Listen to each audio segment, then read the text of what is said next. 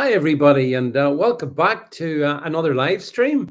Thank you very much for tuning in, wherever you are, regardless of whether you're on the YouTubes and the Facebooks and the Getters, the Rumbles, the D Lives, the blah, blah, blah, blah, everywhere. Thanks very much for being here. Now, I know there's a lot of stuff going on at the moment, and I am aware of it domestically. So we will we've got our special guest coming in the studio to chat about her story. But I think then what we will do, just to finish things off, is we'll discuss: do we have an even do we, will we even have a government by midnight tonight? Well, I'm not sure. So we're gonna. I will touch on that. Okay.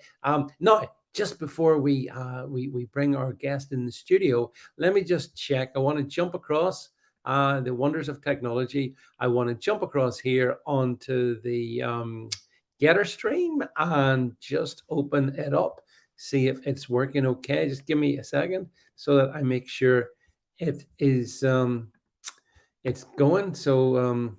Yeah, I just have to do this thing. It's called multitasking, which is not a strength of mine. I like to do one thing at a time. Thank you, Chris Davies. He says I'm the hardest working man in showbiz. Yeah, well, we do. Well, it's all fun, isn't it? So, hi, Albert, by the way, over on the on Gettr. Yeah, it's all good. It's all good chat. So, I mean, as always is the case, there's never a shortage of things to talk about. But I'd been hoping to have a conversation with the lady who's about to come on for a little while. Some of you may remember about maybe 6 weeks ago or so, I had a really interesting interview with a guy called John Hamer, who is the author of several books, one of them being the whole issue of the Titanic. And I think everyone enjoyed that one, as we all understood that the thing that sunk to the bottom of the Atlantic back in April 2012, well, it wasn't the Titanic, was it? It was the Olympic. So we do remember that. Fact check that one, YouTube, by the way. So we had a really interesting conversation. And John actually has also co-authored a book with our guest, who I'm going to bring in the studio now, on the Great Reset. So maybe we'll have another conversation on that one with John and Shannon. So, as I say, I've mentioned her name. So let me, without further ado, bring her into the studio. So please join me in welcoming even Shannon Rowan to the stream. Hi, Shannon. Hi. Thanks so much for having me on the show. Absolute pleasure to have you, Shannon, and thanks for taking the time. Now, we're going to explain to people in a second or two why you are not necessarily, you're in audio format, not in video format. So we're going to chat about that as well. Sure. Yeah, but look, thanks for being here. I'm Shannon, and here on the stream, we love to cover all kinds of issues, all kinds of important stuff, a lot of which wouldn't see the light of day on the mainstream corrupt media. So that's what we're trying to do, and it's always a bit of a challenge, because sometimes we stream over to YouTube, which we are tonight. Other times we don't, because we can't talk about certain things over there, Shannon. So. Yeah. I think we can safely, however, talk about your story. So, Shannon. Well, I'm just going to warn you that might not be the case. I've had people got their show taken down for talking about this topic with me on it before, so we'll see. Well, we'll say, yeah, because the good thing is we are streaming to free speech platforms like Gettr, like Rumble, for example, Shannon. Mhm. So it doesn't. So I don't even care about YouTube. I mean, I hate them. I hate them. I know. By the way, Chris Davies is saying in the stream, what? You'll be saying the moon landings are fake next year? Yes, actually, Chris Davies. That's actually funny, Yep. because I contributed to John's falsification of science a little bit as well, and I was a photographer as my first career, and I actually just like tore apart the whole premise of them going to the moon by exposing the fact that their photographs were all faked and from a technical standpoint. Yeah. Honestly, Shannon, if there's one thing that I've found over the last couple of years, particularly since the COVID thing, the whole Yeah. COVID scam. Basically, a lot of us have had our eyes opened wide, Hmm. and we see.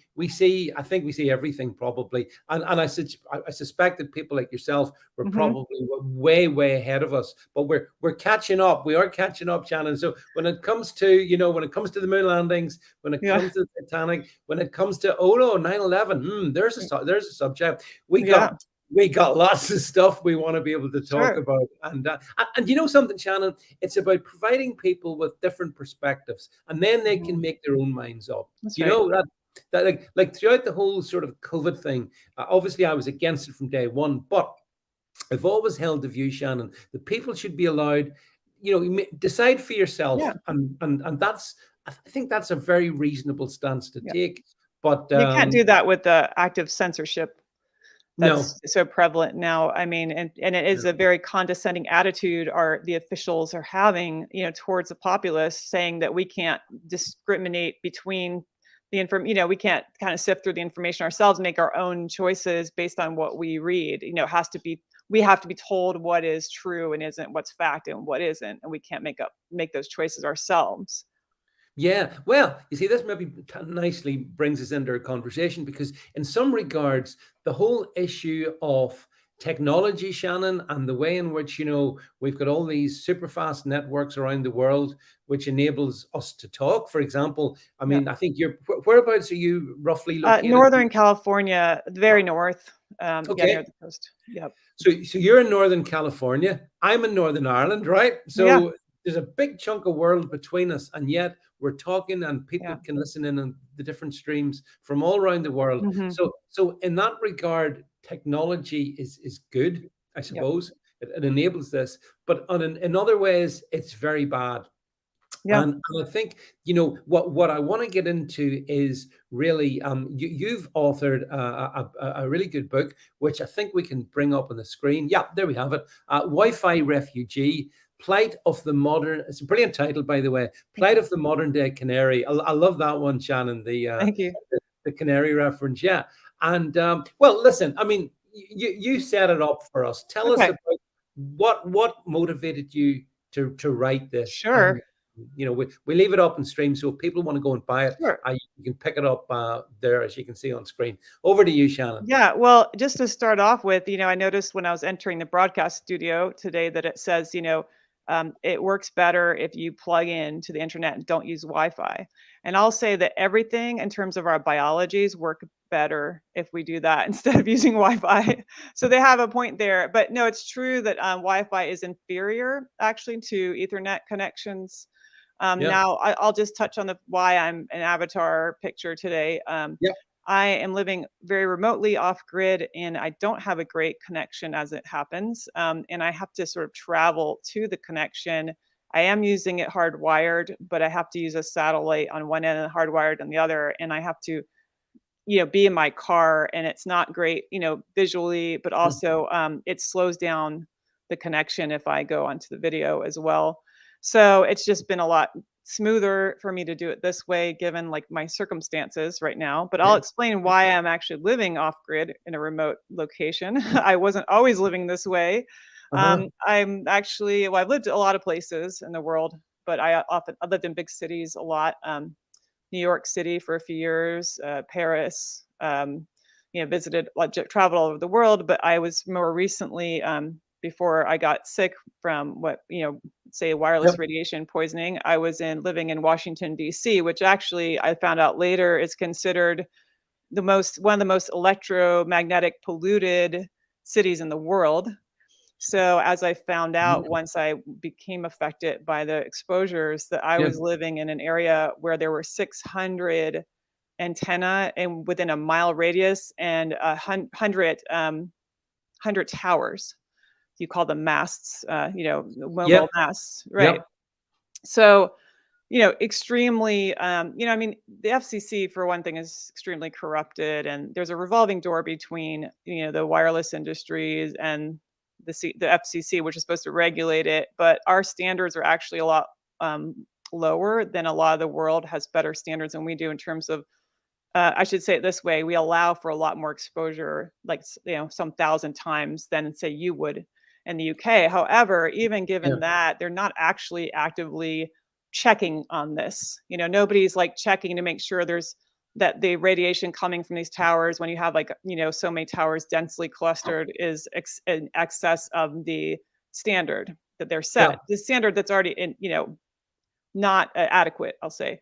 So backtrack a little bit to my story. I was just living my life, you know, and going about my business, and I became what they say call it hypersensitized now to these fields, where I start to feel them, the direct harm in real time, you know, happening to me. I think from my research since then that I think it's happening to everybody, and there's evidence of that. But I became one of, I'm calling it canaries, because you know, just for the viewers and listeners who aren't familiar with the term canary, it refers to miners in the 19th century and early 20th century that were using canary birds as like their alarm system for carbon monoxide poisoning.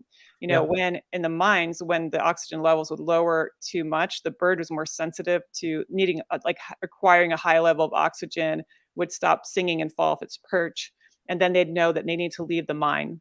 And so, you know, when we say canary referring to people, this is people who are able to sense things the rest of the population are not able to. And so when we get sick first, you know, and we have the symptoms first, really people should be paying attention to that, because it means they're next, right? So Yeah. I'm one of Right. the canaries. Like I happen to be one that just is, I've always been a little bit more sensitive, I think, in general than a lot of people. So to a lot of things, chemicals, you know, and that. Yeah. And what happened was I was smart meters were put on my residence. I was in a like third floor walk up of an apartment building that was really a home, you know, converted into apartments. And a bank of meters went like right below my kitchen and my deck. I had this garden deck that, you know, I had a lot of plants on for several years. And I noticed my plants start dying, and I couldn't get any of my plants to live. And then my cat didn't want to sit there anymore. So I didn't even know they'd put the meters in underneath of us, right? Yeah. Months before. And then all these other things started happening with my health, both for myself and my cat, actually. And it was just this sort of like weird things, you know, insomnia, night sweats. And this was me in my late 30s. So you know, it's nothing to do with menopause. I was having these night sweats. I was having joint pain, and, you know, just kind of strange things in the, you know, brain kind of problem, brain fog, and a lot. But I noticed a Yeah. lot of people were having these symptoms as well. You know, most of my friends were having insomnia and brain fog too, and, you know, without understanding why. And then I became as in 2014, I'd actually taken a trip to Bali for a retreat there. And on my way, and I had to fly sort of, it was like 30 consecutive hours I spent in airports and on the plane, you know, getting back. And when I got back, I just collapsed. And I think I was in bed for almost a week. And my partner was really worried about me. And then when I kind of came to, I noticed that I was hypersensitized to these fields. So I would pick up my smartphone I just had for like a couple of years before that. And I immediately felt this kind of electrocution feeling in my hand that would extend through my arm, and kind of I'd feel it for about an hour after just using the phone for like 5 minutes. And it got so bad, I thought I just can't do this anymore. And I thought also, what's happening? I mean, I always knew cell phones weren't like healthy, you know. I'd heard about, I mean, I was around, you know, the 90s when they were coming out, and I was reading. I mean, actually back then the environmental news was like all about, well, what's this going to do to the environment? What's going to do to I us? Like, remember. yeah. And people were actually protesting. In fact, in Ireland, I was living in Ireland in 96 to 97, and they were actively protesting the towers. They didn't want any of that infrastructure. They didn't want the cell phones. The Irish people were against it. And then it came in, just bam, they lost, and it was everywhere. I mean, I came back to visit a few years later, and I couldn't believe the change. They had towers, and I couldn't believe where they were positioned, like a tower in a schoolyard, a tower next to in a hospital yard, right next to the hospital, right next to the schools. And I thought, well, that's a weird place to be putting them, like where the most vulnerable populations are. And I knew that being near the towers was really bad. Like, but I only understood it in the kind of sense of like 50 feet or something from it, or a few, you know, so maybe a few hundred feet. And I knew the cell phones, like prolonged exposures. I mean, they were talking about this in the 90s of, you know, people getting brain tumors and things. And so I assumed, I think like most people, that this was being addressed and that the phones were being redesigned to be safer. And I think initially they were, you could pull the antenna out from them, and they were, there were these SAR ratings, they call them, for the absorption rate of the thermal heating. And that actually all kind of got thrown out the window when the so-called smartphones came into it, because then there's all these multiple antenna inside the phone, and they're not external. So when you're putting that to your head, you're getting bombarded with like all these signals, right? And that before you could kind of at least divert it away from going directly to your brain, which is, works on electrical impulses that are very weak in comparison. And so obviously that alone would affect your brain function. Putting electromagnetic field to your brain isn't good for it. No. So I had some awareness, and I was always a little bit cautious about my use. I used headsets. I always maintained like a landline at home, and I made my longer calls on it. So I was cautious about it. But when I started having these really intense symptoms, I started researching a little bit more, and I heard about this thing they're calling electrosensitivity or electrohypersensitivity, which was really a rebranding of an illness that used to be called, prior to that, in like the 40s and 50s, microwave syndrome or microwave sickness. Right. And this affected, primarily like radar operators. Like they were the ones at the time getting exposed to these frequencies, more than anybody else. And so the same symptoms they're the same kind of symptoms. So, a lot of head pains. I was having chronic migraines. I'd never had, migraines prior to that point in my life. So I start to suffer from migraines, which would knock me down, and, I'd be in bed for 12 hours. And I start to relate this to I didn't have Wi-Fi, but my neighbors below me, I found out how to Wi-Fi router right under my bedroom, under my bed. And one of the first things I did was to get an EMF meter so I could see what was going on. And I advise anybody to do this who has any concern about this. And I think we should all be concerned. It gives you a little more power over what's happening in your environment, because you actually get to measure the sources of like the different fields. I mean, there's high frequency and low frequency, and they do different things. They're all bad, but low frequency doesn't travel as far. So if you're standing right next to a fridge, like that's not good for you. But if you stand 10 feet away from it, it drops off considerably. Blenders, like electric appliances that have motors, tend to be, produce these really strong low frequency electromagnetic fields.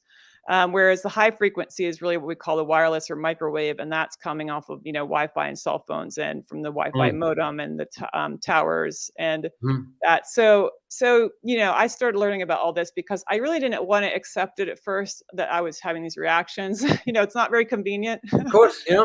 I really tried my best to deny it. I'll tell you that I was not happy about this. I was like, this couldn't be. No. And then I kept testing the theory. So my partner and I was like in a new relationship only about a year. We're still together, and this is almost like 9 years later. Miraculously, a lot of people in my position have been abandoned by their partners and family who think they're crazy. And it's just a lot of work, because we had to move several times for me to find relief. But at first we just did these little experiments, going into the woods, getting away from the city, and I would, where we had the meter and stuff, I'd see, the difference, but I would feel it even before we had the meter. I just felt so much better immediately. We started renting these cabins in the Appalachian Mountains where there was no electricity, no signals, and wow, like the difference. I mean, it's almost like I remembered how I used to feel when I was young and had this vitality that had been taken from me. And I think we all probably could relate to that if we can even remember that.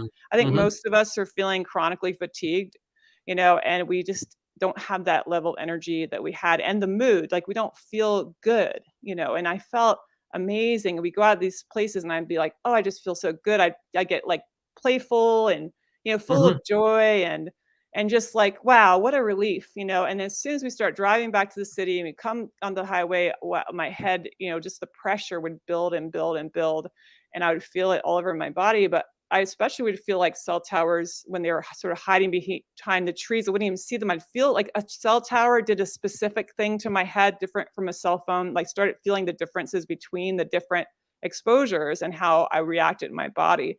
And I think a lot of people would notice this if they actually allowed themselves to. So my partner, he noticed after some time living with me and having to stop using his cell phone too, that he also was sensitive. So I think we're all sensitive to a degree. We're just so we're in this radiation soup 24/7, and we don't have a chance to get a break from it. And increasingly, there's no Yeah. break. There's no, even when you go in the wilderness, they provide, Wi-Fi for you and cell phone coverage so that you don't have to be away from that. And the thing is, what I see it as is like eliminating the control group.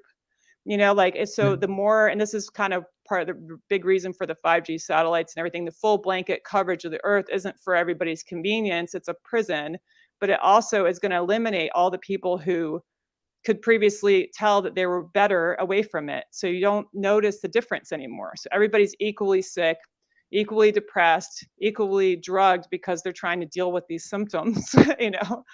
Yeah. Um, so yeah, I'm sorry, I've been talking a lot. So if you want to say No, something, no, no, no, no, no, Shannon, I that's can, yeah, that's fascinating, and I see loads of comments yeah, coming in the different streams. I mean, I see our friend Chris Davies says 5G is a full military grade bioweapon.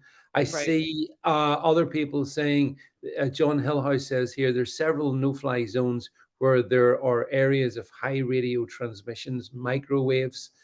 Someone else says, I love this woman's show of common sense.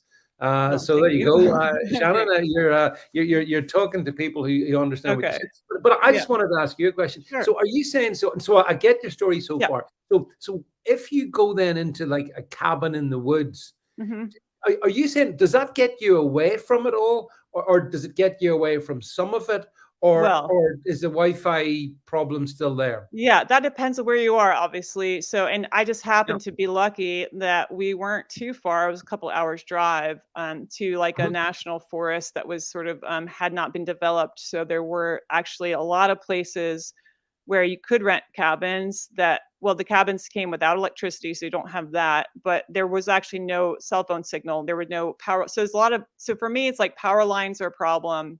Yeah. Power lines are a worse problem now than they used to be because the radio frequencies piggyback on them, and so you have radio frequencies coming off of them in the way you would, I mean, especially 5G, like they're putting the little transmitters everywhere. They put them on there for the smart grids, for utility companies. Yeah. So, it used to be that the power lines were bad if you're living like right underneath of them or sort of like within a half mile or something, but now like it just emanates so much farther. So it gets harder and harder for people like me Mm, to get, mm. or anybody who wants to get away from it because you've got, so if there's power lines, that's a problem. If you, obviously the cell towers, some of the cell towers, just going into natural places isn't always the answer when, this happened to us when we tried to move away and we finally found a place in Arizona, but Yeah. we looked all over on the East Coast first too, and it was like every half mile there's a cell tower.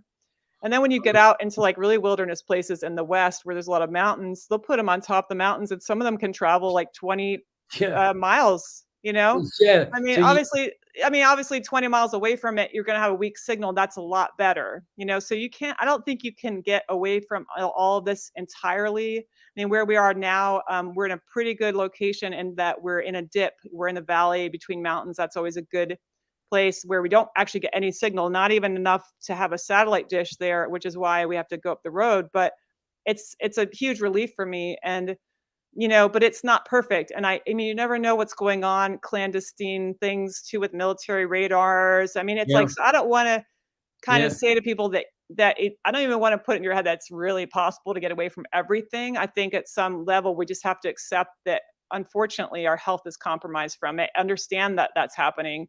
Do our best to limit our exposures. I mean, there's a lot of things we can do in our daily lives just to limit these exposures and increase our health. I mean, if we can, the one key thing is to get good sleep. And that's what I found I really needed. I needed to restore my body. Mm, And mm. if we're getting exposed during the day, you need to at least get sleep at night. So to me, for me, I tell everybody, turn off all your electronics at night. Like, I mean, all of them, turn off breakers if you can. Definitely do not leave your cell phone on or your Wi-Fi on. Like, this interferes with your sleep. And unfortunately, if you're in a crowded area where you have a lot of neighbors and stuff, you're not going to be able to do anything about their exposures that, for Yeah. you, except some people do. I mean, I've done shielding. I can talk about that if you want. There's ways of shielding it. And there's ways to reduce this. And I think just spreading the awareness about it will start, if we have enough Mm. people saying no to this. And I mean, it's not, I'm against technology. I'm a writer, I'm a researcher. I use the internet and my laptop all the time. I wish I didn't have to use a laptop as much as I did because it does, cause me some pain. But the thing is, we could redesign all these things to be a lot healthier. Like, for example, I would just love to have a laptop with a screen like the e-ink, they call it, for the, the e-readers, like the Yeah. Kindle and everything, where you don't have this bright, that's LED blasting at you. I mean, because the blue light, the LED is really harmful as well. And I mean, and I think it's all by design. I mean, I did kind of, this whole experience has kind of thrown me down the rabbit hole farther than I think I had been. I mean, I had been there a little bit. Yep. I had read David Icke prior to this happening. Yep. I had a little bit of awareness of like the conspiracies and whatnot, but this really pushed me into a whole new level, because I see it as a conspiracy to destroy our mental health and our physical health as just one aspect of that. I mean, there's so many other things happening, but there's a war against humanity is how I see it. And, and I think it must be, I don't get into this as much, but I think there may be a spiritual aspect of it, because I think we're in physical form intentionally in order to maybe achieve some spiritual awareness, and that we Yeah. need this vehicle in order to obtain that. And so when our vehicle, our body temple, as it were, is corrupted and sickened, we don't have access to that realm.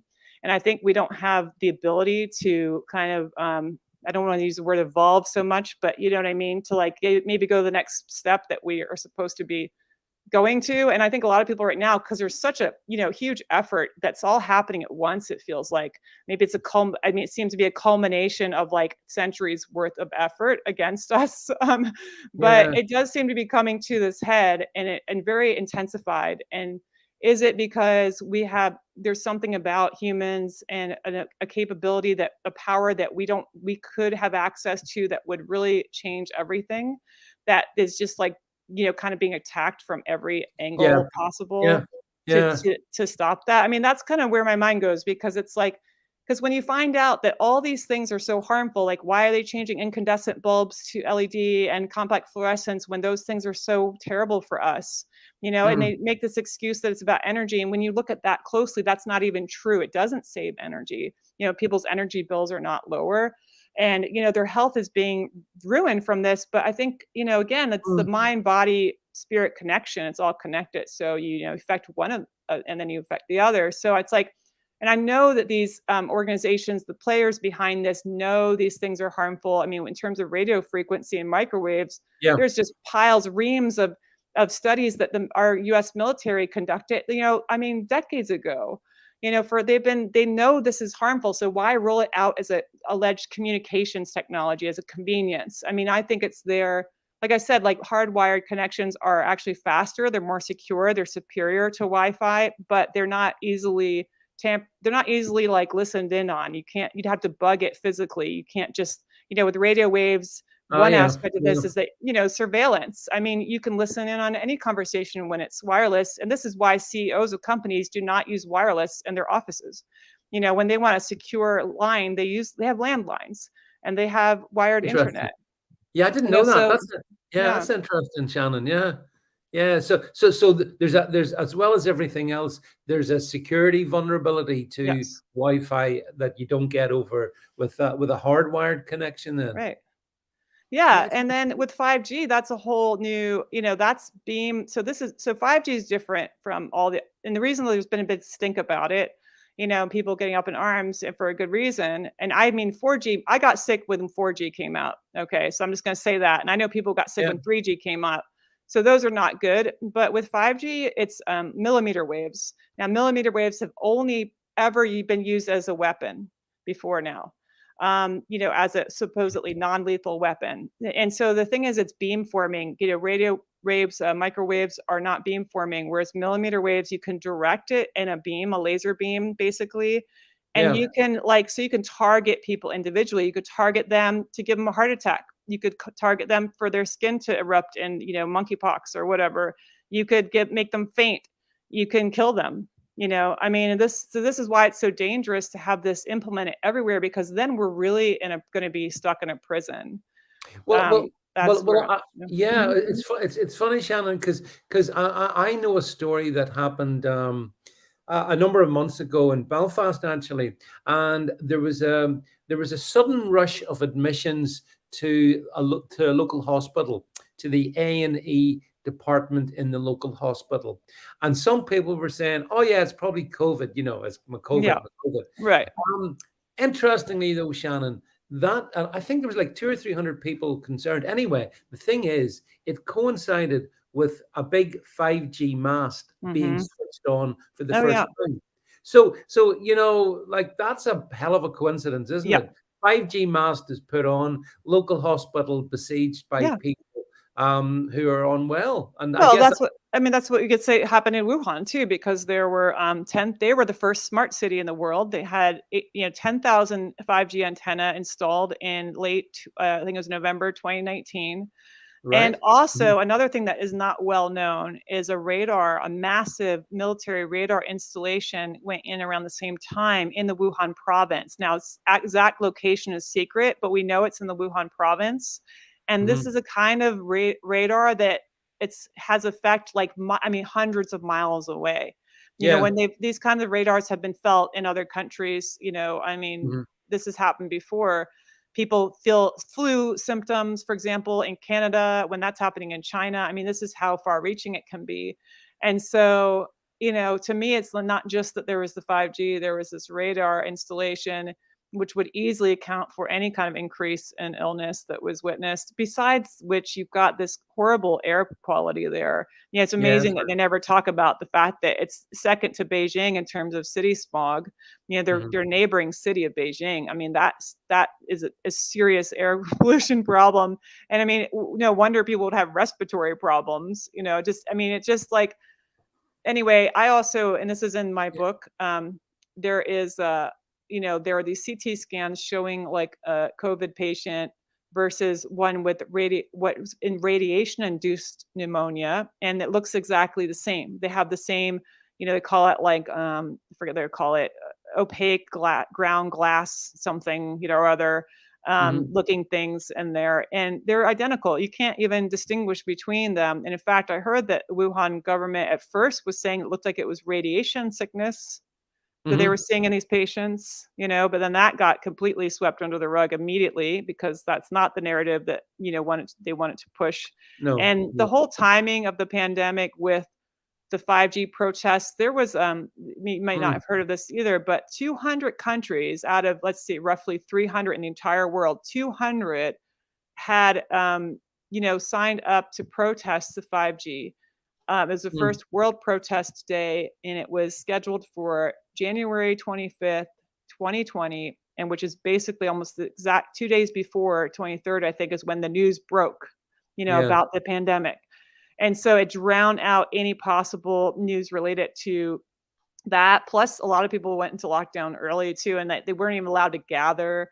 Yeah. So this whole movement to try to stop this was completely halted in its tracks. While meanwhile, kids were taken out of school, and while that was happening, they were putting the 5G. And when they were out of school, Mm. this can't all be coincidence. I mean, obviously, and in my own case, we were in Arizona. We had found a place that was working for us. Excuse me, and we were there for 5 years, and like, within the year, it was end of 2018, early 2019, we were heard that Yeah. our utility company was going to put in do smart meters. And they were already doing digital meters where you read them through the power lines, which can create a problem in terms of dirty electricity, but it's not anything like what happens with the pulsed frequencies from the smart meters.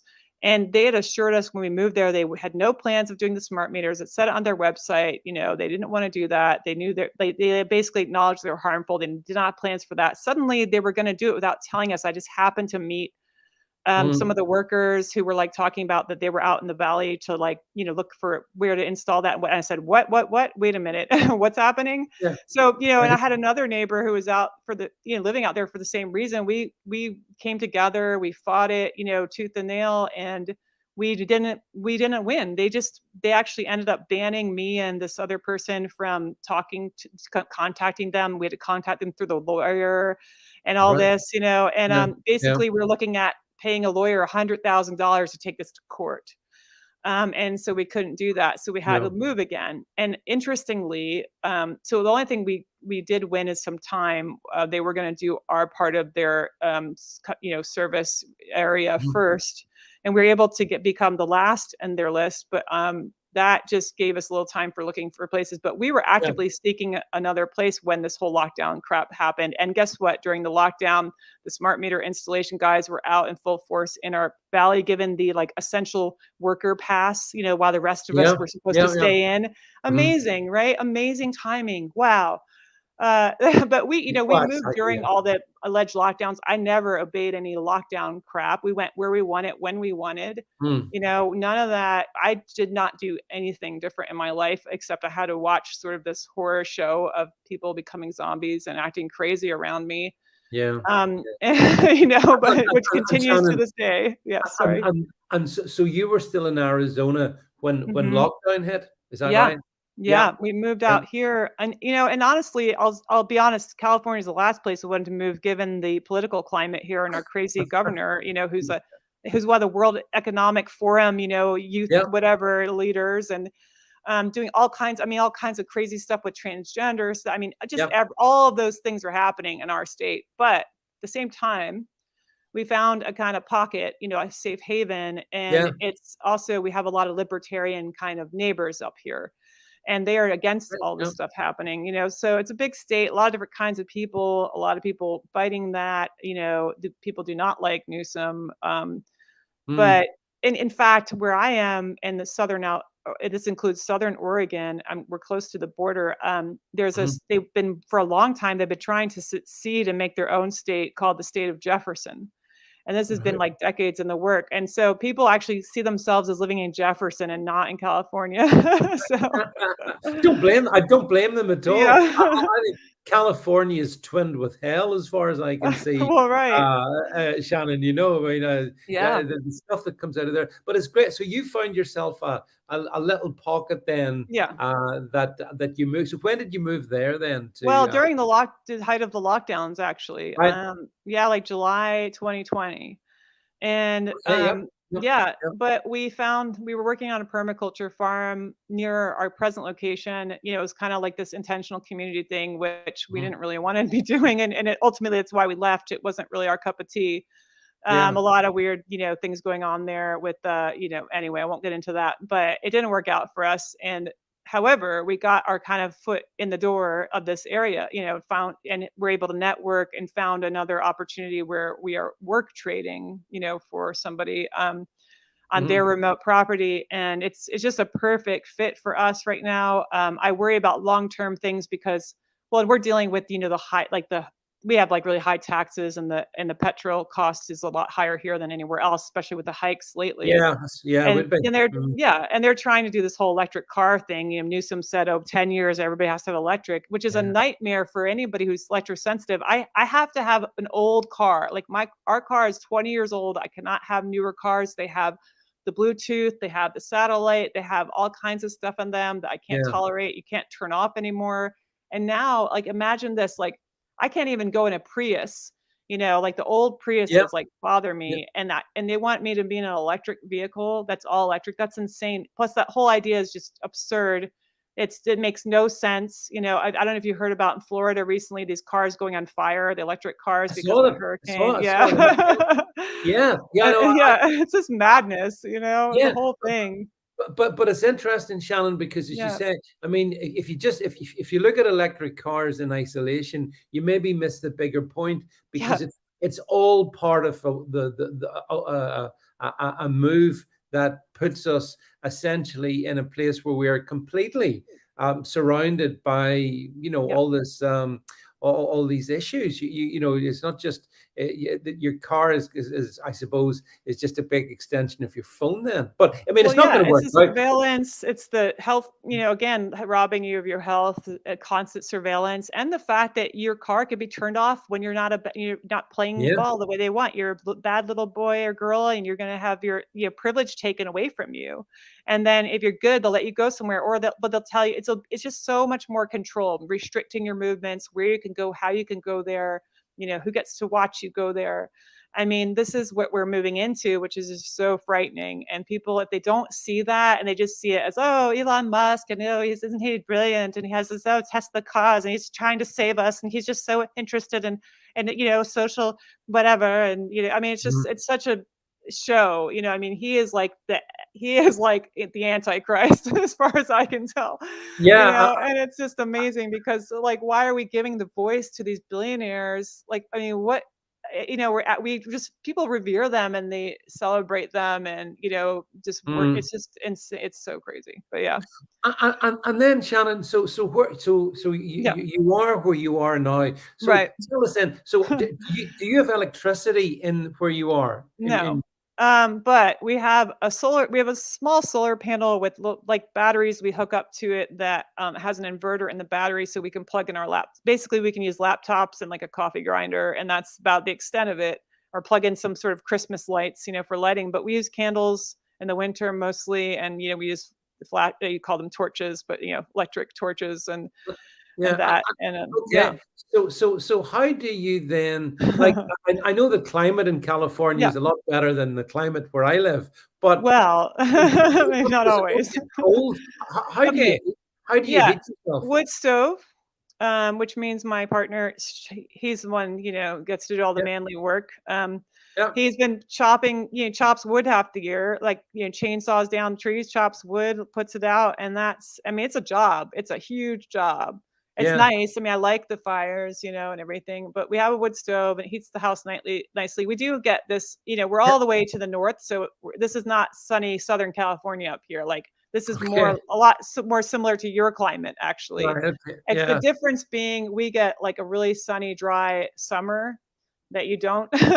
We um, don't. yeah, No, but we we don't. get a lot of rain in the winter, like a lot of rain, and so all the rain kind of comes for months, like just endless rain and dark, and it's super fun. But And but yeah, yeah. yeah, and Sorry, go Shannon, ahead. Yeah, so do you find then that now you are in where you are and you've got yourself as insulated as possible from all of this the wireless yeah. communication grids, do you then physically feel better and Hmm. healthier? Oh yeah.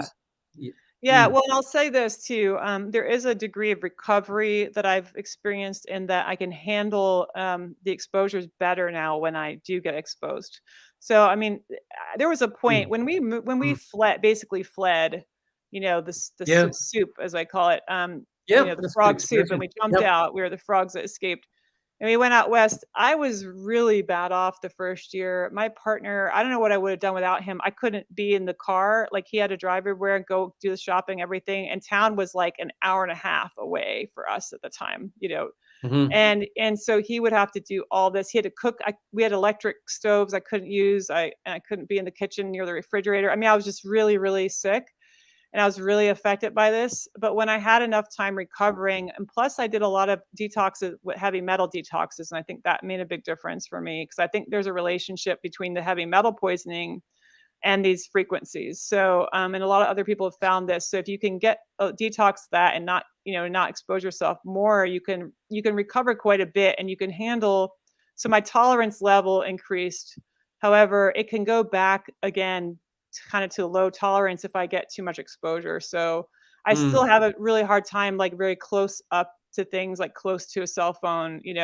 So if somebody has a cell phone and they're using it and they stand within like 5 feet of me, then I start to really have this head problem and really feel terrible. And I have to kind of step away.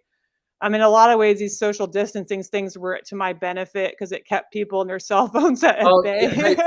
hey, listen, I'll tell But you one yeah, thing, Shannon. Yeah, I mean, whilst like yourself, I oppose everything about lockdown, all their COVID right. turn, oppose it all. But the one thing I kind of felt not sort of comfortable with was social distancing because Yeah. there's so many stupid people about. Yeah. I do, You're I like, don't want fine, stay away from me. you know, and we've seen them all. You know, they wear Yeah. their masks and they Yeah. still wear their masks. So the Right. social the social distancing, it wasn't so bad in some ways. Right. Right.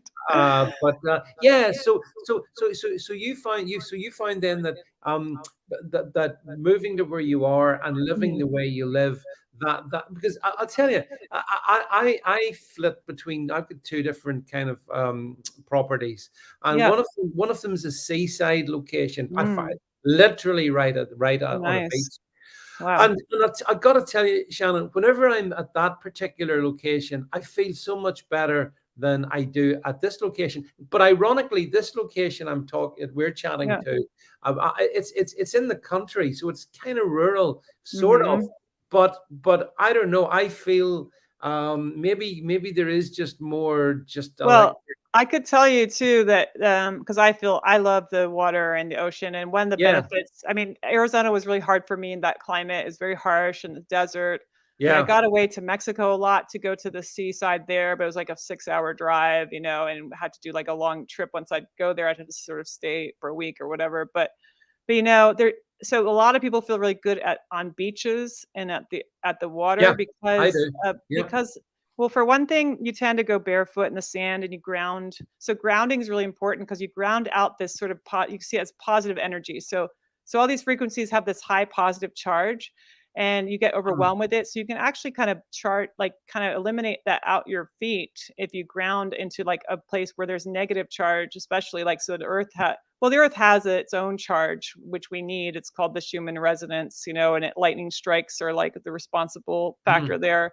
But you know, there's negative ions in the salt water and on the beach that are really healthy, and especially when you have all this positive charge build up, and so you get to balance that out. And I think I go to we live an hour's drive from the ocean, which I Yeah. love. I mean, I wish we could be a little closer, but honestly, it's just so great. And I took up surfing since we moved out here. I mean, it's cold water, so I have to use a wetsuit. Well, But, yeah, yeah. but it feels great to get in the water and to go to the beach. I mean, I feel like I need that, I crave that, and I do that, you know, maybe once a week if I can, Well, so well, actually, that's really interesting, Shannon, because I'm about from the beach. I'm about probably 2 minutes, about 1 to 2 minutes. So what I have taken to doing is going. Now the water's cold. I mean, you know, it's the North Atlantic I'm going into, yeah, but I have a wetsuit on. I go in for maybe 15-20 minutes in the morning, first thing in the morning, and have a little sort of potter about, a little swim about, and I feel like 1,000% better yeah, than I ever would where I'm talking to you from here. yeah, So it's interesting. I mean, yeah. I wonder, do other, just sort of opening this up to the stream, does anyone else share our experiences in this? Because I've always wondered, why do I feel better at the Yeah. ocean than I feel where I am here? And I mean, I'm not in a big built up area, so I only can imagine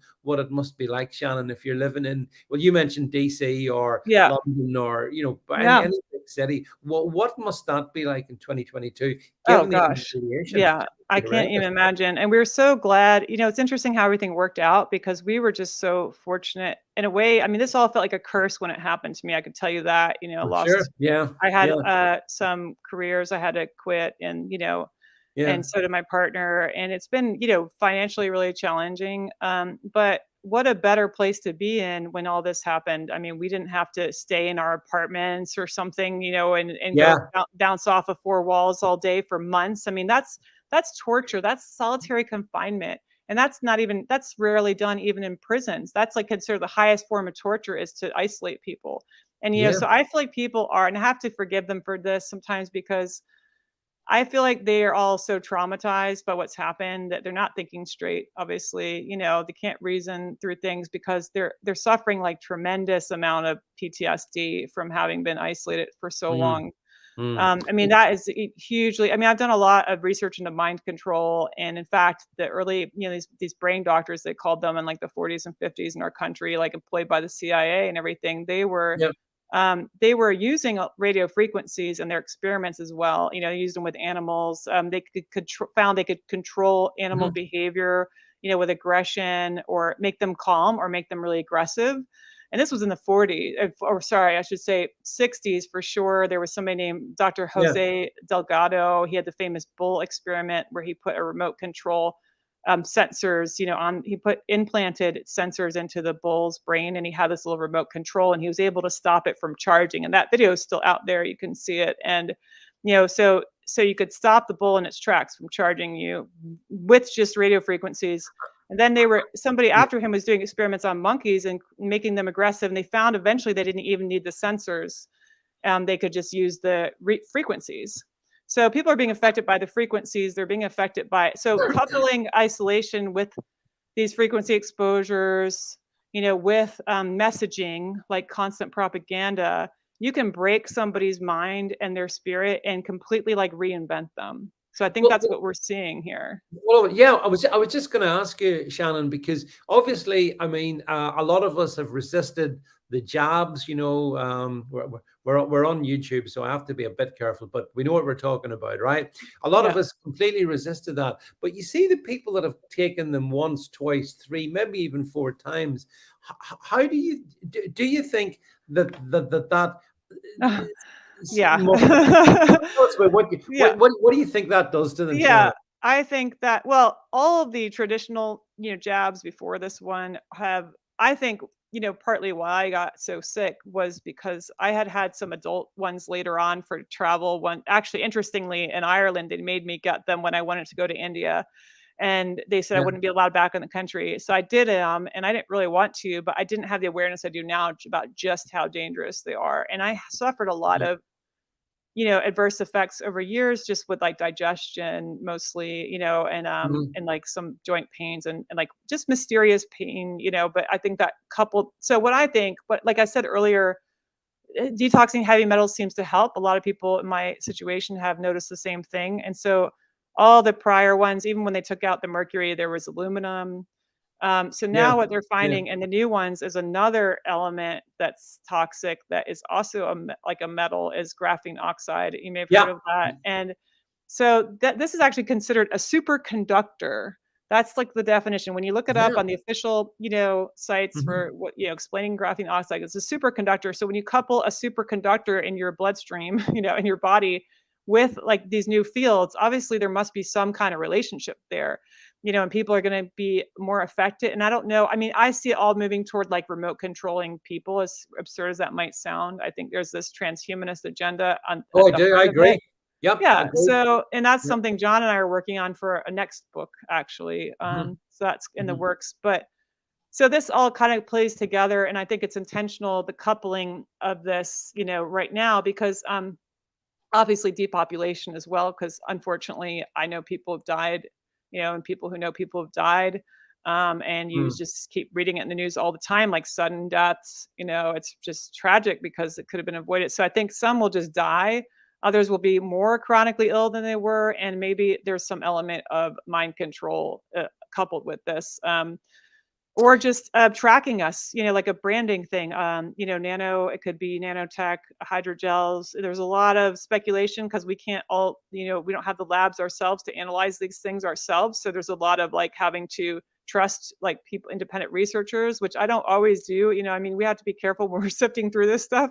So I don't know how much is true or what isn't, but what we do know is what they disclose that is in them. And one thing they disclose is these liquid nanoparticles, which are already very toxic, and they themselves actually, like when I say they, like the official sources, right, say that these can cause all kinds of effects, and there's this particular chemical involved that's supposed to only be used for research purposes, the chemical number like 102, and you're not supposed to use it in humans or animals. And this is listed as an ingredient in these new, Oh, I know. shots. Yeah. I mean, it's right there in front. So like, if you don't have to do even that much research to find out that, like, not again, like they know these things are dangerous, and they know just how dangerous. And so obviously there's some kind of ill intent behind this. But one of the things, Shannon, that I wonder is when you see the sort of compliance amongst certain cohorts of the population. Now, not all of the population, obviously we're the resistance, but when you see that level of compliance, it's almost like it's supernatural compliance. I can't believe people can be so compliant. So that makes me wonder, is there, what we're chatting about here, is there some kind of big link here whereby they take the treatments, let's call them treatments for YouTube's point of view. Okay.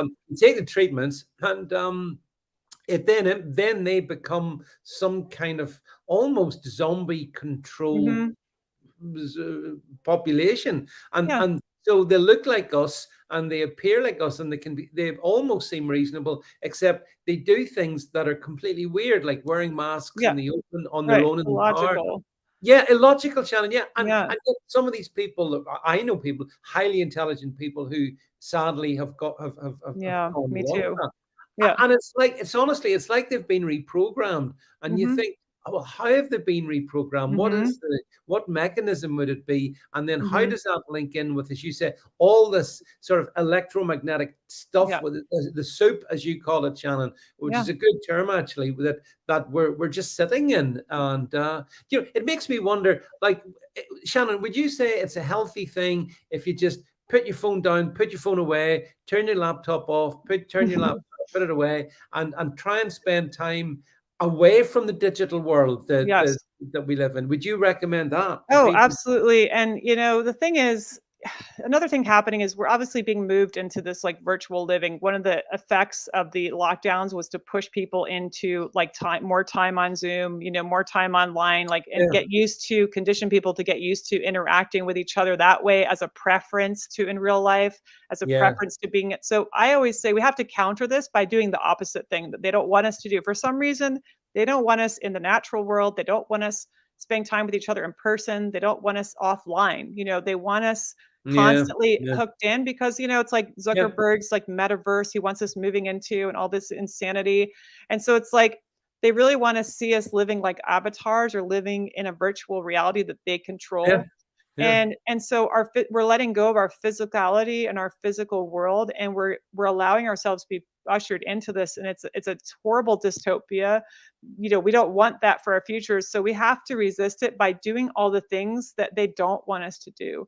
And that'll also bring back some of the health we've lost and just this feeling, I think, of being a human, that we're losing.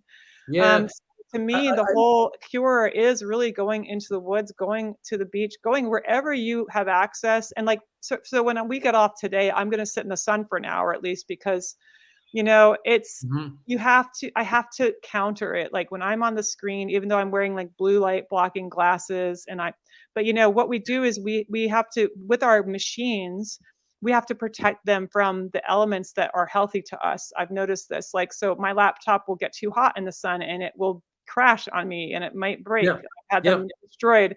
And so like the natural world is not conducive for the robots and the machines. And I feel like they want to kind of they're training us to kind of live in this environment that's more conducive to non-biological so-called life forms, mm, and pull us mm. out of that and sort of merge us. And that's what this transhumanist thing is about, merging us with the machines and everything. Yeah, And so it's like the machine takeover or something. And so we have to like, I'm using this as a tool. Let's not like, don't let your tool become the master. When you find that you're spending more time than you intended online, even for research purpose or whatever. I mean, yeah, because the internet is designed to it's a web, right? It's designed to trap you. And it's an attention thief. It takes over all your attention, your time. It sucks away your time. Like how many people complain they don't have time? They don't have time to go outside. They don't have time to sit and contemplate the natural world. They don't have time to just have like a leisure moment, a contemplative moment. And this is another part of the problem. If people don't have time for contemplation, then of course they're not thinking about what's happening. I mean, we're just so distracted. We're constantly mm, distracted. And again, it's by design. So when you understand that all these devices are divisive, basically, yeah, and they are designed to rob you of your time, and like your time is all you have, that's your life. You know how quickly yeah, it can be taken yeah, from you and how quickly your life is over. What did you do with it? You were online. What did you do online? You don't even remember. Most people don't even remember what they did because it's just so much yeah. distraction, You're right. right? That What is, did I do the last 5 hours? I don't know. It's gone. There's my day, right? That's it. And then there's yeah, your life, right? So I again, like our tools need to be our tools and kept in that proper place, and we shouldn't let them become masters over us. And one thing, when you were saying about what might be in these treatments that might be turning people mm, into zombies, yeah, again, this graphene oxide has been apparently, and I need to like, not sure I've found conclusive evidence of this, and if it's just a rumor, but it was used supposedly in antidepressants, or it can have that effect. mm, So this could be part of why it's almost like people are taking Soma, from Brave New World, and they're just sort of like in La yep, La Soma yeah, I get that. land, Yeah, right? And I also like to think of the Body Snatcher movies a lot because that's what it's felt like to me, that my friends are not my friends anymore. They seem like they're my friends, but they're acting so different. you know, and it's like they've been taken over by by the alien race, you know, the body snatchers. Yeah, yeah. It's just amazing. Yeah, I think, Shannon, it's a common experience. Those of us who, have resisted, we all see it. I see some brilliant comments here. I see Yeah. H.W. Logan says they want us hooked into a world that they can manipulate.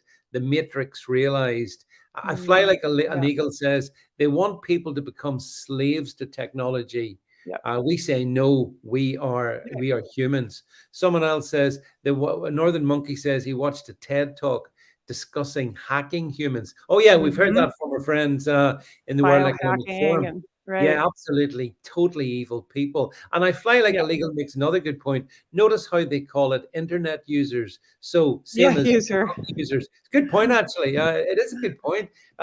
Yeah, it's 77. Oh, just wanted to say, by the way, 77, just some guy has made a number of great points. Thank you so much, by the way, for being here. He said earlier, yeah, eat food that has not been processed for a couple of weeks and you feel the difference. You Yeah. will notice. Would you agree with that, Shannon? Oh yeah. Well, I'll tell you something on that point that's sort of funny. We do have a septic out here, so we have a toilet that flushes. For the Yeah. first year we lived out here, we didn't have that luxury. We had to use compost toilets. But Okay. anyway, the owners wanted to check on this tank because and see if we needed emptying or whatever. And so the guy came out and he said, "Wow, I can tell you guys don't eat processed foods." I said, "What?" He said, Yeah. "Because yeah," he said, "Yeah, you don't need it to, we don't need to pump this tank because, he said people who eat processed foods, they have to pump it so often because it kind of congeals Yeah. your waste, congeals in this weird kind of becomes it doesn't break down is what he was saying. So like Yeah. people's human waste isn't breaking down because of what they're eating." Yeah. And he's like, "Wow, you guys eat really well because it's breaking down. It's doing what's supposed to do," Yeah, which is it's just so it, interesting. Yeah. it is amazing, Shannon. I could talk to you all night. I find this absolutely absorbing, honestly. And I think all you've spoken is common sense to me tonight, and in a way, you've helped explain for me why it is when I'm at my place at the beach, and I walk along the sands, and I don't have a phone on me, and I feel so chilled out and relaxed and Yeah. happy. And and as you said, contemplate. You can contemplate. I can contemplate the natural beauty of the scenery all around me. I can do all of that. In the summer months, I can see Scotland. I can see Ireland. I can see 3 different countries basically from where I am. Wow. But what it does is it has a calming effect on me because living in the busy electronic world in which I guess I live in, I agree. I don't think it's a good thing to do. So I would definitely take on board a lot of what you say. Listen, Shannon, we're going to Yeah. wrap up this one Sure. tonight, but just a couple of things before you go. Yeah. First of all, thank you very much for being here and spending the hour with us. Your sound quality has been brilliant. So Oh, great. you come across loud and clear. Secondly, I would really hope to have you back on, Sure. and either again with yourself or in combo with John. We can maybe chat about that separately. Yeah. And then, as I say, just really interesting. Final thing, everybody, you should really check out. Shannon's got a couple of books, but the Wi-Fi Refugee, Plight of the Modern Day Canary. You can go and have a look at it. You can pick it up there, and it's well worth it, I think, in terms of just really, we all want to be healthy. We've only got this one life that we know of anyway, and we want it to be a healthy, fulfilled life. And Shannon, I have much respect for what you've done. Thank you. In many ways, as an example, sometimes I've thought, at the height of the whole COVID stuff, and I know we're not out of the woods by anything like it. Ironically, I would have thought, I'd love to go and find a cabin somewhere Yeah.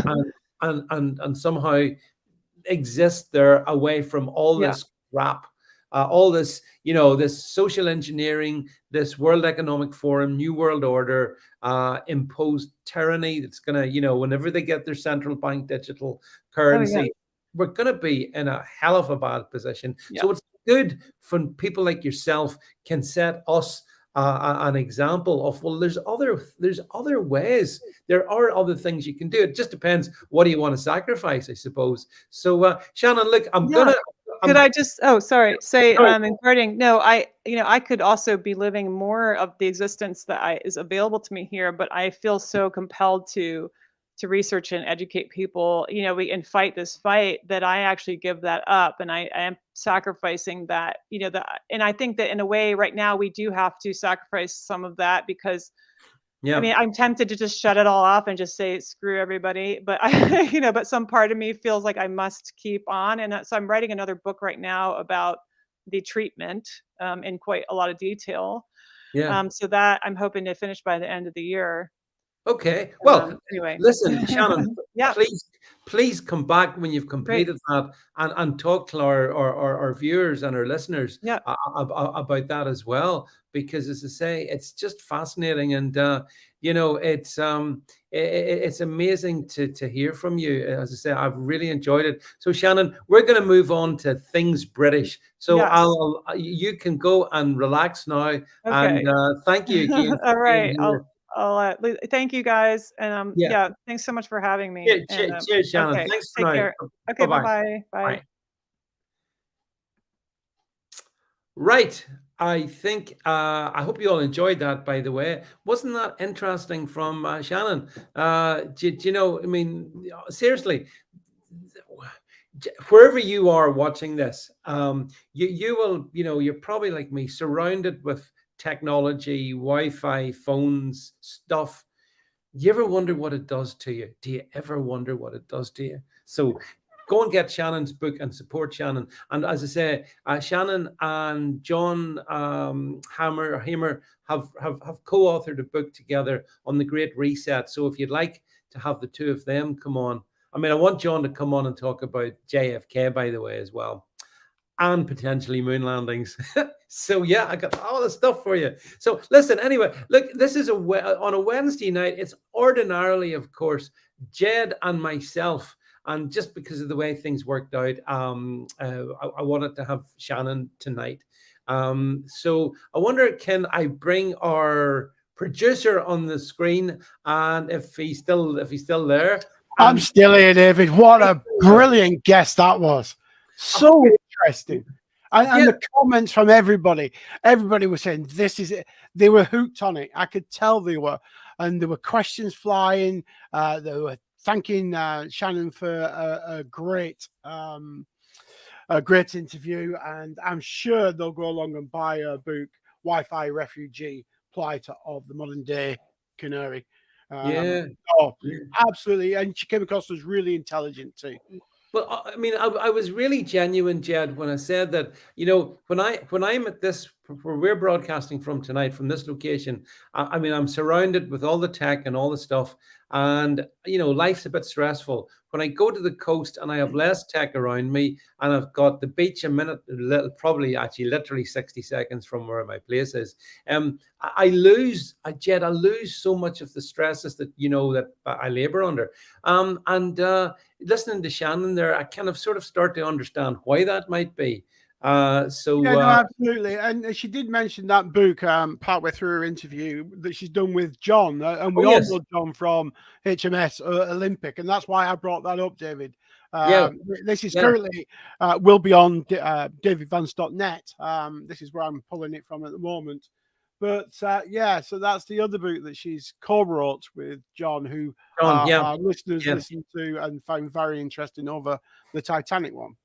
Yeah, absolutely. I know everyone really enjoyed that. John was excellent in that. And Shannon's been absolutely superb tonight as well. So listen, Jed, I didn't want to let the evening go. I know some people wanted to hear talk a little bit, and we'll take maybe 10 minutes just to finish off on the subject of the clown world, the circus that is this Conservative government.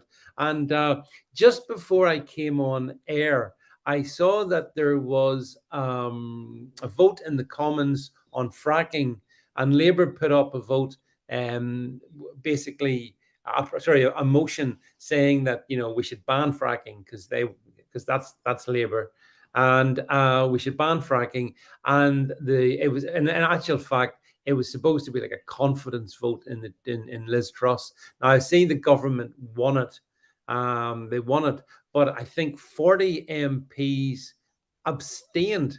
And the really weird thing about that, Jed, I don't know if you saw, I was checking it like mad before because it just happened as we came on air. I think Liz Truss abstained. Which is what the hell? Yeah, we are. We've said it so many times before, haven't we? We're in clown world, but I think we've entered the twilight zone, David. We've got a prime minister that's not a prime minister. We've got a chancellor that nobody in his party really voted for, and he was out in Rome. Or likes, or likes, except China. China love him. China. And then we've got him doing a cabinet reshuffle live on TV. I think somebody else has gone while we've been on, David. I'll see if I can find out. We've got some adult stuff here. Block user. There we go. Go on. Spam crap. But can I just while I go and look for that, David? I know you got a few points you want to mention. Can I just say to the chat, when we have guests on, we like robust debate and we like people with different opinions, but please keep it respectful. There were some disrespectful comments tonight, and I'm not going to mention who. I think the chat know, but please just keep it respectful. You can disagree by all means. That's what this channel is all about. But there's no need to make it personal. Yeah. Hey, here. Yeah. I mean, when I'm doing this, I'm relying on Jed to, make sure there's no excessive, no trolling really. I won't have trolls, but I will have conversation. So there is one individual, and he knows who he is. And just top tip: don't piss me off, or you won't be happy at all. Right. So right. So that said, back to. So Jed, I think that Suella Braverman, who was the Labour Brexiteer Home Secretary, I believe that she resigned a couple of hours ago, didn't she? Did she resign, or did she go before she was pushed? Oh, I think it's a Jeremy Hunt reshuffle. I think it's a Jeremy Hunt absolutely. But now, did you see who's replaced her? Yes, Grant Shapps. Shapps, who is another Remainer. Honestly, Jed, I've said it. I just see this as being a slow. This is a coup against the British people, not the. That's it. It's against the British people that's been stewing since 2016, when the British people voted to leave the European Union. But the thing is, David, I watched Maya Tusi just before joining this, and he was live in London. And in fact, he spoke to the guy that takes all the letters for the Conservative Party. Bradley or something like that. The 1922. He spoke to him, he wouldn't speak. But the thing is, the chief whip has resigned. Oh, right. So just before we came on air. Okay. And the thing is, in his live chat, everybody was just saying, vote for Reform UK. If you want reform, vote Reform. Vote, and it was just Reform UK, after and again and again and again. That's all people were saying in the chat. The people that are right wing that thought we'll give Boris a chance, we'll even give Liz a chance, they've now had enough. And there are millions and millions deserting the Tory party now for Reform UK. And Reform UK, that's Nigel. Well, that was the former Brexit party. Is that right, Jed? That's right. So it's now run by Chris Tice. Richard Tice. Richard. How do I get his name wrong? Richard. And the thing is, I think we are heading for a general election, as Chris Davis suggests there. I think we are. I don't think she can survive. Well, I disagree, and I'll tell you. I Chris and Jed, both of you. There should be a general election, but there won't be, because if they hold a general election anytime soon, they will be gone. Too many jobs lost. So see, David, no, I don't think they think they're in the trouble that they're in. Well, I mean, if I think Hunt and his crew think actually they can kick her out, get her to leave. They'll take over, and actually, would they then go for a general election? Maybe not. Now, I'm counteracting myself. Maybe not, because they know they will lose. But what they could do is destroy the country in the next 18 months. Yeah, I 100% agree. I'm convinced that, and I know we touched on this a bit last night, but didn't really get the chance to properly expound it. I believe that the Conservative plan is scorched earth. They're going to make everybody poor, less well off. They're going to screw us in energy. They're going to screw us in everything. And then they'll walk away in 2024. Labour come in. Labour will then say, oh, this is awful. We have to fix things. And let's start off with, let's rejoin the single market. And they'll take us back in there. I believe that's the plan. So this is a World Economic Forum inspired coup being carried out by the Tory grandees. And Jed, here's the other thing. Here's the other point in this one. 57% of Conservative members, people who pay to be in that particular party, voted for Liz Truss. And Liz Truss did make it very clear, if you voted for her, she was going to cut taxes and try and go. She was going to be Conservative. Yeah, and she's not allowed to be. So, no, that's the point. But the thing is, for people like Hunter and the like to say, well, what we'll do is we'll change the rules, so unless we're in opposition, the party members don't get a vote. We choose who the leader is while we're in government. Well, they might do that. They might do that. The thing is, and they went, we don't care if some of our members leave. I think they'll care when thousands of the members start to leave, and tens of thousands, and the money starts to dry up, because you cannot live on donors alone. You have to have foot soldiers to go out there and campaign on your behalf. Yeah. So Chris Davey says, my wife wants a glass of wine. A glass of wine, I think. A glass of wine. Thanks, I think Chris Davis has had enough. Have you had too many? Chris Davis, have you been drinking during this? Never drink and listen to a live stream. But yeah, no, just on that. I think that's entirely plausible what you're suggesting, that they might do. They could change the rules. Michael Gove is definitely on maneuvers to get her out. But he's got his wife who's in the press. Oh, so he feeds her. Yeah, he feeds her, doesn't he, to get the media machine rolling. Oh yeah, well, Sarah Vine, she's in the Daily Mail. I read her column today. But here's the other sort of thing is, there was a poll in the Sun today. Now I know the Sun's a rag and all that, but it kind of captures, maybe it captures grassroots Tory thinking. Maybe it doesn't. Maybe it's all fake. But they ran a poll. Who would you like to see succeed Liz Truss? And you know who's the top guy? Boris Johnson. No, this is it. It's bizarre, isn't it? The Tories have just kicked out, what, 14 weeks? No, where is it? Something like 16 weeks ago. Yeah. They've just kicked out Boris, and now they want him back. Well, yeah, but how does this work?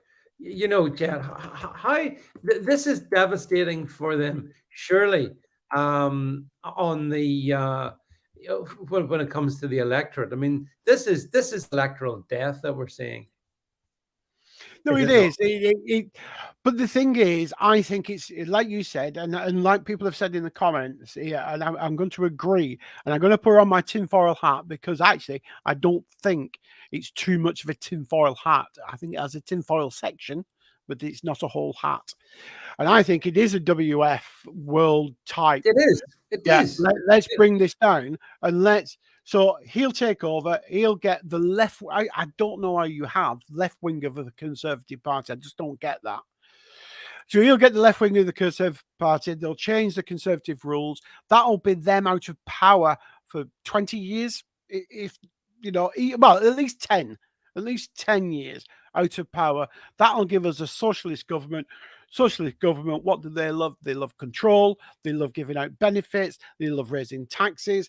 We'll end up with central bank digital currency, which is today. We'll end up with digital IDs on your smartphone.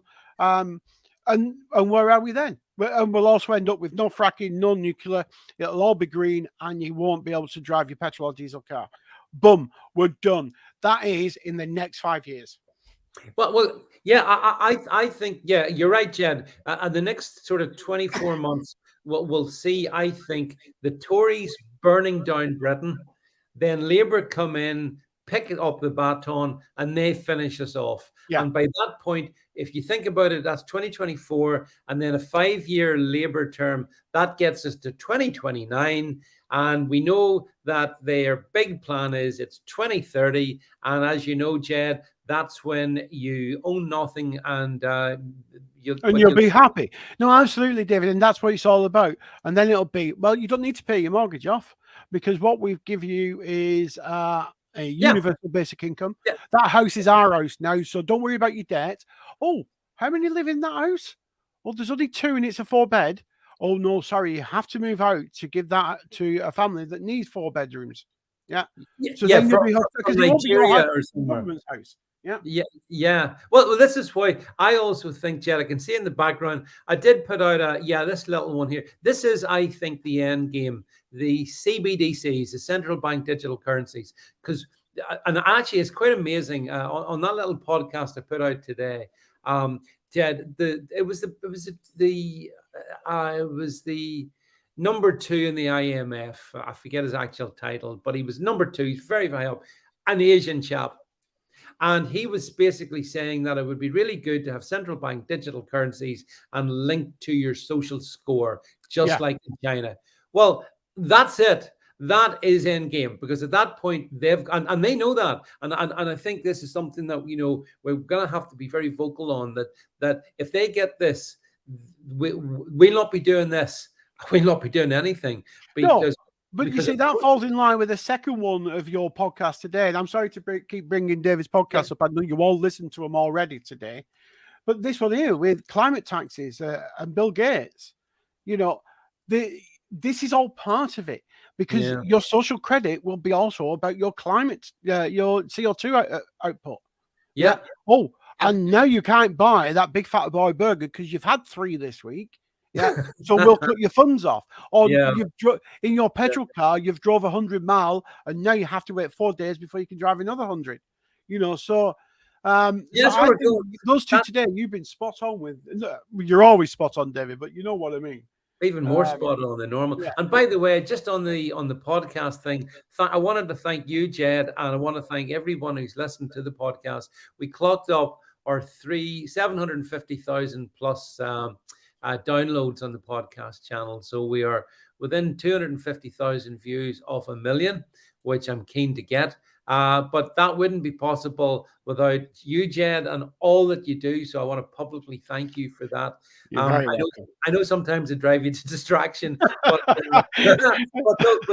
those podcasts, you know, have coming from nothing. We started, as you know, Jed, I think it was June 2021, with nothing, and here we are, and we're not out at the end of 22, and we're steaming up towards a million. David, think about this. Yeah, we've got what, 7-ish months, 8 months to June, i.e., 2-year point. Yeah, and it took us 1 year to get to 500,000, and we're closer now to 2 million. With still 8 months to go. So thank you, everybody that comes on. And thank you for sharing them as well. You've got to share them across your social media networks. I mean, you've just seen, I'm sorry, David, you've just seen the guys, a snippet of David's new davidvance.net site in dark mode. Yeah, you can have it in dark mode if you like. Coming very, very soon with everything in one place. Books, articles, podcasts, exclusive videos, live streams, the whole works in one place. Yeah, indeed. We hope to launch that one really, really soon, folks. So watch this space. Thanks, Melanie, by the way, for the kind comments. Thanks, Leslie. And thanks, James says, on the bright side, candles are cheap. Yeah, but think of the environmental damage, James. You're gonna have to sit in the darkness. T says, tell Gemma I love her. Hi from Offaly. That's Gemma O'Doherty, my friend. Yeah, I'll be talking to Gemma, so I'll pass on your good wishes. Listen, Jed, I think we'll wrap it up. We've gone way beyond our normal, but I think you'll agree, Jed. Shannon was really worth listening to. I found that hugely interesting.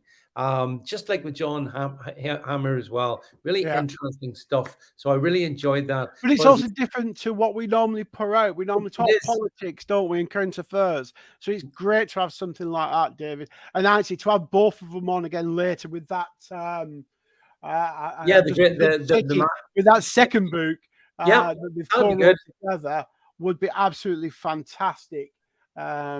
And a great show for people, because I know people wanted John Hamer to come back, didn't they? Yeah. To talk about the JFK book that he's wrote. Yeah. So, you know, we get loads of this is the one we're talking about, isn't it, David? Masquerade. Masquerade. Well, again, another peak view there, a sneaky view of davidvance.net. Yep, this is all will be going live soon. Jed, I just wanted to mention to the folks before we go, two things. First of all, hopefully we'll have the live podcast tomorrow night. I have taken a bit of a head cold, or whatever you want to call it. Since I don't believe in viruses, I don't accept it's a cold. But anyway, I'm dosing myself with Lemsips and such not to try and keep the voice. So hopefully I'll be here tomorrow. But for sure, so hopefully that'll go ahead. And the other thing, Jed, I wanted to tell everyone that I know you guys enjoyed the chat we had with Dr. Dave Cartland. If you remember, one of the few decent principled doctors we have in the UK. So Dave's coming back on the stream on Monday night, usual time. So again, we're going to catch up with Dave. We're going to talk about some of the matters concerning, well, it'll not be going out on YouTube. Let's put it like that. We'll be talking about all these matters. So hope you'll enjoy that next Monday evening as well. So look, guys, thank you all very much for being here. Thanks for staying with us to the end on this one. And thanks, Jed, for making sure it all runs smoothly. You're welcome, David. And see you guys all being well tomorrow. Thank you so much, everybody. Good night.